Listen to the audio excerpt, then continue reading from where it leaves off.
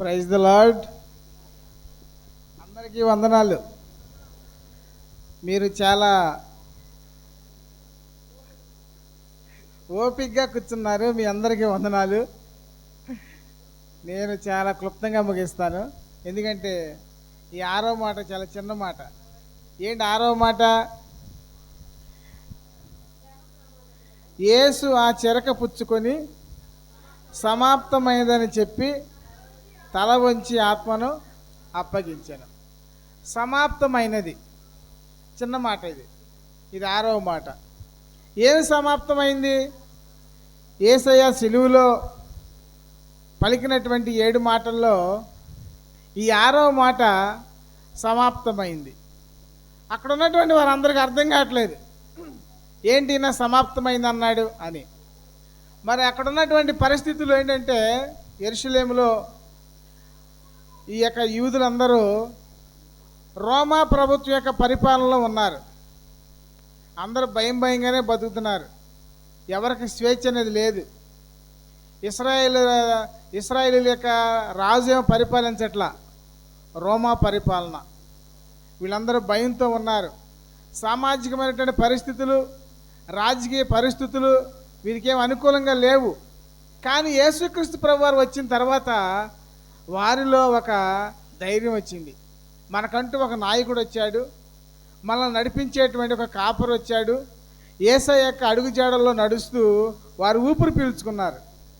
అటువంటి పరిస్థితుల్లో ఆ 33.5 సంవత్సరాలకు యేసయ్య మరి చనిపోవటం వీళ్ళందరికీ చాలా బాధ, ఎంతో దుఃఖం, వేదనను మిగిల్చింది. ఈ సిలువలో ఆయన పలుకుతున్నటువంటి ఆ మాటలో ఉన్నటువంటి ఒక అర్థం ఏంటంటే, సమాప్తమాయను.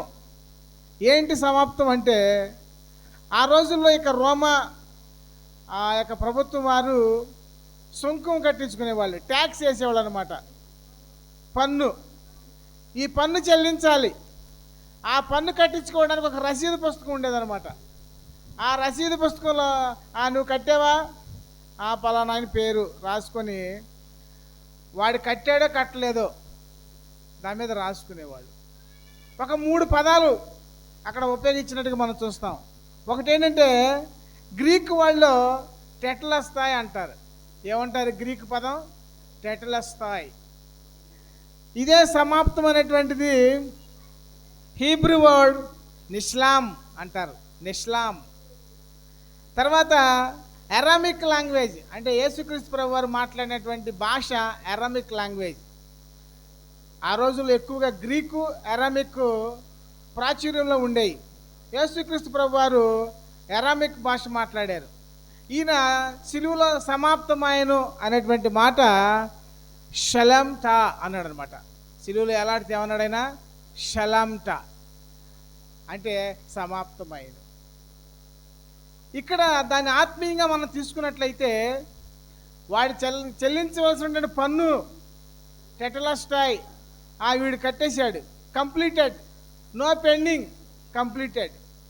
అంటే యేసుక్రీస్తు ప్రభువారు మన బదులు ఆయన కట్టేశాడు. ఏం కట్టాడు ఆయన?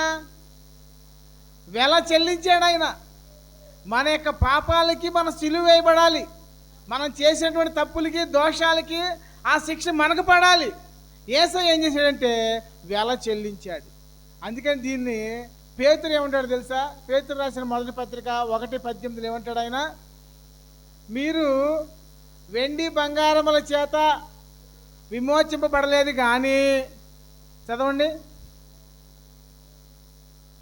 అక్షయమును, నేను చదువుతున్నాను, పేతురు రాసిన మొదటి పత్రిక 1:18, వెండి బంగారం వంటి క్షయవస్తుల చేత మీరు విమోచింపడలేదు కానీ అమూల్యమైన రక్తము చేత, అనగా నిర్దోషమును నిష్కలమునగు గొర్రెపిల్ల వంటి క్రీస్తు రక్తము చేత విమోచింపబడుతురని మీరు ఎరుగుదురు కదా. అంటే యేసుక్రీస్తు ప్రభువారు సిలువలో మరణిస్తూ ఆయన చెప్పినటువంటి మాట ఏంటంటే, మీరందరూ కట్టవలసినటువంటి బాకీ ఏదైతే ఉందో అది నేను చెల్లించేశాను, నేను కట్టేశాను. మీరెవరు కట్టాల్సినటువంటి పని లేదు. ఎందుకంటే పాత నిబంధన గ్రంథంలో మనం చూసినట్లయితే ఎవరైనా పాపం చేస్తే వారికి ఉన్నటువంటి స్తోమను బట్టి ఆ యొక్క కోడినో గొవ్వునో లేదా గొర్రెనో మేకనో తీసుకుని వెళ్ళాలి. తీసుకుని వెళ్ళి దాని తల మీద చేయి పెట్టి వాళ్ళ పాపాలన్నీ ఒప్పుకోవాలి. యాజకుడు వచ్చి దాన్ని తీసుకుని వెళ్ళి అతి పరిశుద్ధ స్థలములో ఆ యొక్క రక్తాన్ని ప్రోక్షించి 7 మార్లు ప్రోక్షించి వీరి యొక్క పాపాలకు ప్రాయశ్చిత్తం చేసేవాడు. ఇప్పుడు యేసుక్రీస్తు ప్రభువారు ఆయన ఒక గొర్రె పిల్లలాగా వచ్చేసాడు. ఈ లోక పాపములను మోసుకొని పోవు దేవుని గొర్రె పిల్లగా యేసయ్య వచ్చేసాడు. ఆయన వచ్చేసి మనందరి కోసం ఆయన ఏమైపోయాడంటే బలైపోయాడు ఆయన. దీన్నే హెబ్రీయులకు రాసినటువంటి పత్రికలో మనకు అర్థమయ్యేటట్టుగా మరి స్పష్టంగా వ్రాయబడి ఉంటుంది.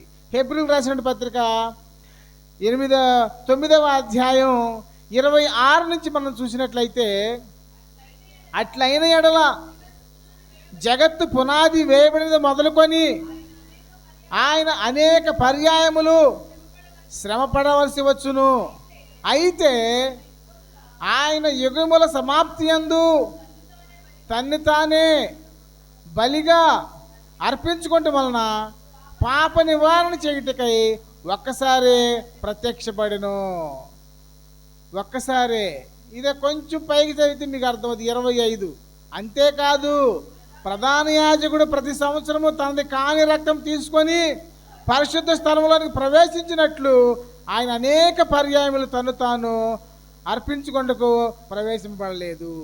సంవత్సరానికి ఒకసారి ఈ కార్యం చేయాలి, ఏటేటా చేయాలి, ప్రతి సంవత్సరం చేయాలి. తప్పులు చేస్తున్నారు, ఒప్పుకుంటున్నారు.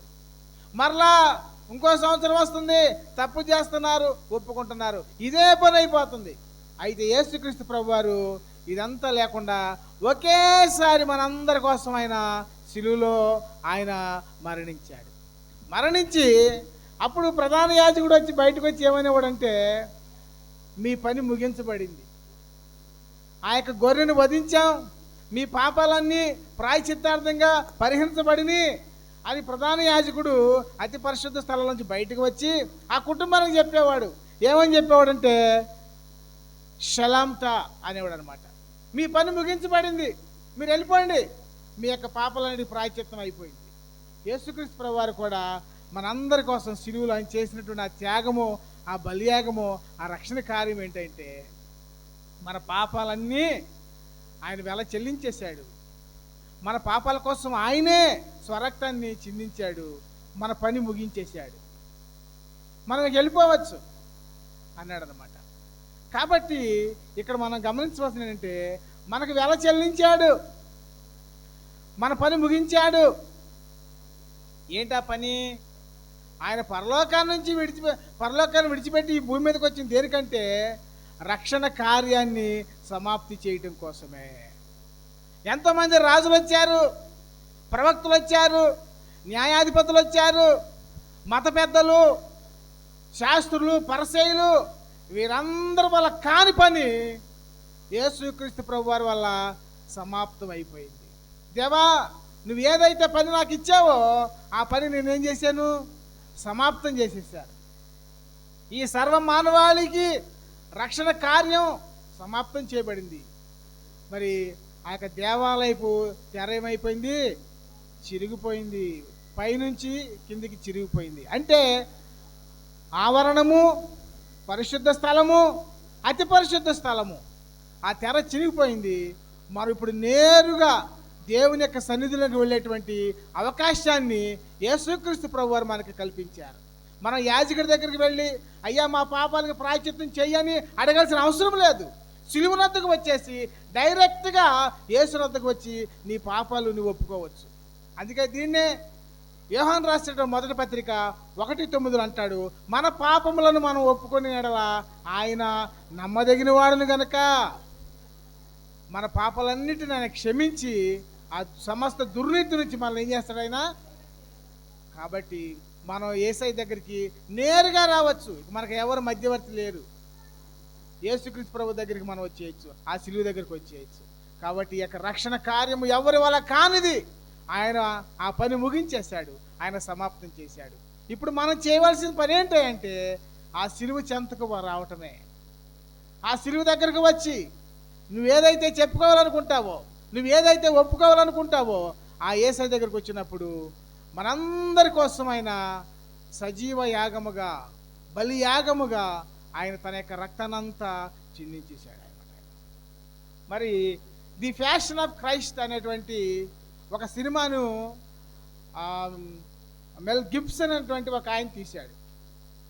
అది గెత్సెమనే తోట దగ్గర నుంచి యేసుక్రీస్తు ప్రభువారు చనిపోయే వరకు జరిగినటువంటి ఆ సంఘటనలన్నిటినీ ఒక రియలిస్టిక్గా తీయాలనేటువంటి ఉద్దేశంతో ఆయన ఆ యొక్క సినిమాని తీయడం జరిగింది. ఆ యొక్క సినిమాలో ఉన్నటువంటి ఆ యొక్క హీరోని ఈ యొక్క కొరడా దెబ్బలతో కొట్టేటువంటి సన్నివేశాన్ని వారు చిత్రీకరించేటప్పుడు ఇది చాలా సహజ సిద్ధంగా ఉండాలి అని ఆ యొక్క శరీరానికి ఒక మైమెరుపు లాంటిది అనమాట. అంటే అది బాడీ మన శరీరం ఎలా ఉంటుందో అలాంటిదే తొడిగి కొరడా దెబ్బలు కొడుతున్నారంట. ఆయన బాగా యాక్షన్ చేస్తారంట. ఒక కొరడా దెబ్బ కొట్టారంట. ఆ కొరడా ఎలా ఉంటుంది, దాన్ని క్యాట్నాన్ టైల్ అంటారన్నమాట. అంటే 9 ఓసులు ఉంటాయి దానికి, స్ట్రింగ్స్, దానికి గేలా ముళ్ళే ఉంటాయి. వాటన్నిటికీ మరలా ముళ్ళు ఉంటాయి. ఇలా కొట్టి ఇలా లాగుతుంటే మాంసం ముద్ద ఇలా వచ్చేస్తూ ఉంటుంది అన్నమాట, చీరుకుంటూ వచ్చేస్తుంది. అలా కొడుతుంటే ఇలా లాగుతుంటే అబ్బా అంటున్నాడు. ఆయనకి దెబ్బ తగలట్లా. ఎందుకని? ఆయన బాడీ మీద ఒక కవచం లాంటిది పెట్టారు. రెండో దెబ్బ కొట్టాడు, బాగా యాక్షన్ చేశారు. ఆ యొక్క కొట్టే వాళ్ళకేమో వాళ్ళకి ఇంగ్లీష్ రాదు, వాళ్ళని ఎక్కడి నుంచో తీసుకొచ్చారు ఈ యాక్టర్స్ని. మూడో దెబ్బ ఇలా కొట్టిలో లాగంగానే గట్టిగా అరిచాడంట, బ్లడ్ వచ్చేస్తుంది. ఏంటి ఈయన గట్టిగా అరిచాడని చూస్తే ఆ కొరడా ముళ్ళు ఏమైపోయినట్టే ఆ యొక్క పైన ఆయన శరీరానికి వేసినటువంటి ఆ కవచం లోపలికి వెళ్ళి చీరుకుంటూ వచ్చేసింది అంట. వెంటనే అంబులెన్స్ పిలిచారు. ఆయన తల్లడిల్లిపోతున్నాడు, బ్లడ్ అంతా వచ్చేస్తుంది, అల్లాడిపోతున్నాడు. అంబులెన్స్ని తీసుకొచ్చి హాస్పిటల్ తీసుకెళ్లారు. ఆయన గజగజ వణిగిపోతున్నాడు. డాక్టర్లు వీనికి అర్జెంటుగా ఆపరేషన్ చేయాలన్నారు. ఏంటి ఇప్పుడు 16 కుట్లు పడతాయి ఈయనకి.